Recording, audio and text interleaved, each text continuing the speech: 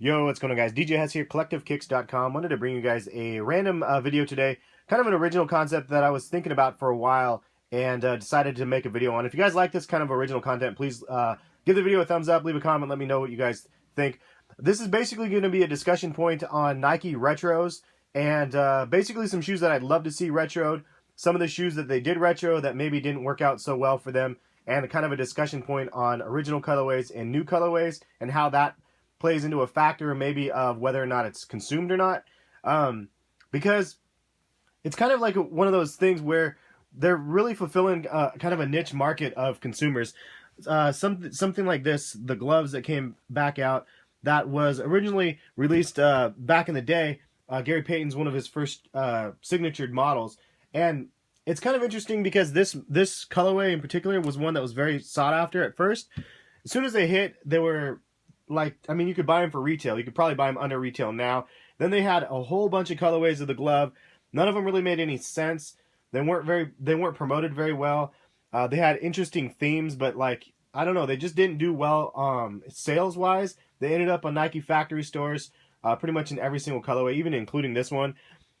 So it's an interesting journey that this shoe took. It's like they took and they decided to bring back something that was loved by people like myself and other consumers out there, and in some sense they sort of bastardized it. They overproduced it. They sort of made it weird colorways, and then they just like it was like they took it and made something that was kind of had a cult following and made it into something that was kind of tried to make it into I guess a profitable item where it was more for trying to make money off of it and release a ton of different colorways.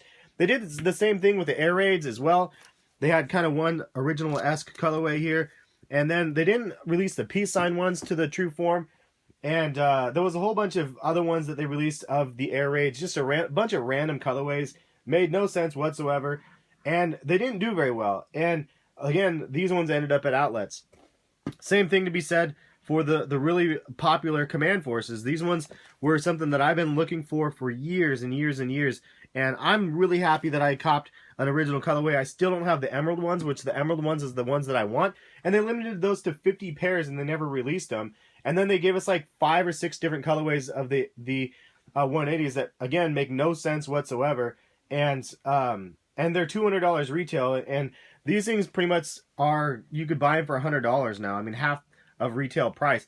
If you we're trying to get a pair of the original ones, though, from back in the day. If you wanted a decent one because of the quality and the shape of these, it would cost you no less than $1,000. I mean, I was looking for a pair of these two years ago to try to buy an original pair, and it would have been $2,000.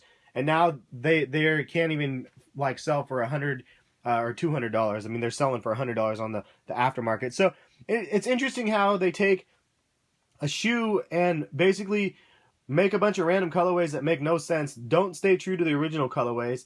Don't give us like, I mean, give us really generic leather on this thing. I mean, this is really pretty generic leather. And I guess it's not, I mean, the original ones probably didn't have super crazy leather either. I'm not even talking about the quality. I mean, you could get like into more details about that I guess in another discussion. But just the fact that they didn't really stay true to the original form, and they brought out a bunch of colorways that really didn't make any sense. The consumer market on these 3 shoes right here was very small comparison to maybe a Jordan Retro. Like, and that's why I think Jordans can get away with it. Like, they can have a Jordan 5 in 20 different colorways and it will still sell because it's a coveted model, and the hype on a pair of Jordans supersedes these tenfold. So I think they were trying to take the Jordan approach in some sense on these, but it didn't really work out. Now, for people like myself, again, I'm not resentful for any of these colorways here because they're pretty true to the originals, and I like totally love it. But like the non-original colorways really didn't do anything for me. For other people out there, it might do something. And I kind of a segue to that. You have like retros like Nike Air Max 90s and Air Max 1s and other ones like that, the 97s, that they get retros all the time, and they get a bunch of random colorways that's like these ones as well, the Sunset ones. And these ones are pretty fresh. Like, I really like what they were able to do with these. They really kind of captured the whole essence of a retro, same as like the Nike Dunk and the Air Force Ones. Those ones are very popular retros, along with the Air Max 90s. Now, you can't beat an original colorway, And these ones are coming back out again in May. And I mean, I think that's something that they can bring these ones out like every 5 years and they'll sell out because people want the original colorways.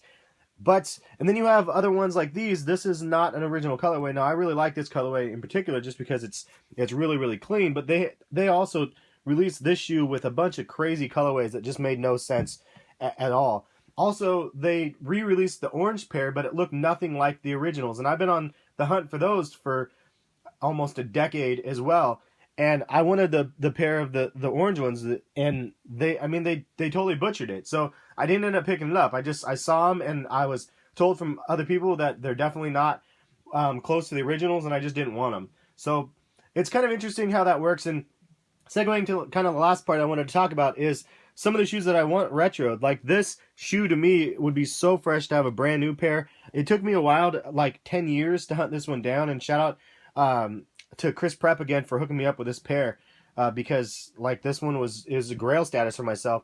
But I would love to see a retro of it. However, I'm hesitant because if they do retro this, it just makes it like something that I like hunted for years and years and years, and then they drop it, and then it's available everywhere and all outlets because nobody bought them because it was not a model that was popular enough to retro in the full force that they ended up doing the retros in. Now, I think that this could be successful if they did it in a smaller effort where they did a couple different colorways or something like that at first, and then see how people consumed them, and then maybe made up their mind if they wanted to make more. Now, that's not ideal for Nike because really, if they set up the molds and whatnot to be able to create a shoe, they need to be able to create as many as they can to try to compensate for and make it profitable. They're not just making these shoes come back for us so we can relive our nostalgic moments. They're making, that's a business, so they need to try to capitalize on as many as they could, or as many as they can with releasing things like these. But back in the day, there was only a handful, maybe 3 or 4 colorways of each of these models. And now, like LeBron's, they drop 20 colorways a year. So I don't know if they're trying to catch up with that a little bit. I mean, they just dropped, I think, overall too many. This is another one, the Citizen Zoom Air. I'd love to see retroed because this is just a sick model with the visible zoom on it. One of the first ones that had that on it. I know most of you guys are like, those are horrible looking, but these ones are fresh, super fresh to me. And I had all 3 of these right here back in the day, and I'm glad to have them back. But I don't know what they would do to these. I know that this is another one, the 120s.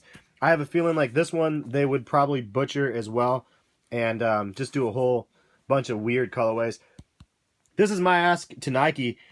Bring back the Alpha Series, dude. Do a big promotion on the Alpha Series. Bring it back and do it like with a well-thought launch so it's not bastardizing everything and dropping a bunch of random weird colorways and having them all hit outlets and stuff. Make it well thought out and make it true to the originals that we had when these came out. I mean, that to me would be awesome. I would be all over that. Anything from the Alpha Series, there was so many shoes that came out back then that I was like just loving the size mix. There was just so many. That the size mix is another one that I've kind of been looking at. But yeah, man, it would be cool to be able to see if they could do something like that and do it appropriate. But leave some comments. Weigh in the comment section. Let me know what you guys think about this conversation. Again, Jordan Retros have been able to do what they do up until recently. I mean, the Jordan 5s that are dropping this year, I mean, there's just too many. We had 2 years ago, we had 13, 14 different colorways of Jordan 5s, and now they're dropping 2 already this year on us. And I don't know, it just seems like they're overdoing it as well a little bit on the Jordan Retros. But there's a lot of options. I mean, you don't have to buy one colorway. You can wait for the next colorway, or you can go back and try to pick up one of the other ones that you might have liked. There's enough out there that there's a good variety. But for these, there's so many different options that if they overproduce any of them, really they're just going to sit. But I'm still happy and thankful at the end of the day that they did bring back some of these models because it's fun to be able to actually get them in my collection now. I couldn't bought them back then, so it's fun to be able to pick up where I could have left off, I guess, then. But that's pretty much all we got. Just wanted to bring up this conversation. Thought it would be kind of fun. Have a couple other random topics like this. If you guys like this video, again, leave a comment, give the video a thumbs up, and let me know. And I'll get to producing those other videos. Thanks again for watching. We'll catch you guys for some more videos soon. Peace.